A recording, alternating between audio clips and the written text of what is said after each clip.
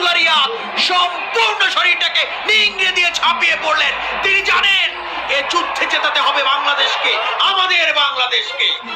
এবার কিন্তু দেখতে পাচ্ছি মেন্টর মাশরাফিকে, সাথে শাকিব, তামিম সবাই কিন্তু বাউন্ডারি কাছে এসে করতালি দিয়ে উৎসাহিত করছে। তুমি পারবে, তুমি পারবে মাহমুদুল্লাহ, তোমার হাত ধরেই আসবে জয়, আমরাও বিশ্বাস করি। 3 বলে বাংলাদেশের প্রয়োজন 7টি রান। বোলার কিন্তু বল করলেন, মাহমুদুল্লাহ উড়িয়ে মেরেছেন, ফিল্ডার কিন্তু দৌড়ে এসে ধরে ফেললেন। তৎক্ষণে কিন্তু 2 বারের মতো জায়গা পরিবর্তন করলেন, অর্থাৎ 2টি রান বাড়ল। বাংলাদেশকে জিততে হলে প্রয়োজন 2 বলে 5 রান। সবাই কিন্তু যার যার জায়গায় সৃষ্টিকর্তার নিকট প্রার্থনারত, আমরাও তাই। বল করলেন বোলার, আবার কিন্তু ডট বল হয়ে গেল, অর্থাৎ শেষ বলের সমীকরণ 5 রান।